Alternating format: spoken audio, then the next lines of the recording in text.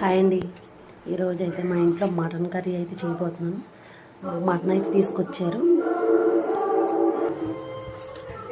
Oil వేసుకునండి. ఇందులో ఉల్లిపాయలు అయితే వేయించుకోవాలండి. ఆనియన్స్ అయితే వేగిపోయినాయండి. ఇలాగా మెత్తగా వేగిపోయాక మటన్ వేసేసుకుందాం. కడిగి పెట్టుకున్న మటన్ వేసేసుకోవాలి.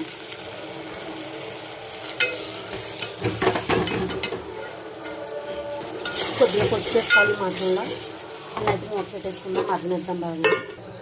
ఇందులో ఆడిపెట్టుకున్న మసాలా కూడా వేసేసుకుని దీన్ని విజిల్స్ రానివ్వాలండి.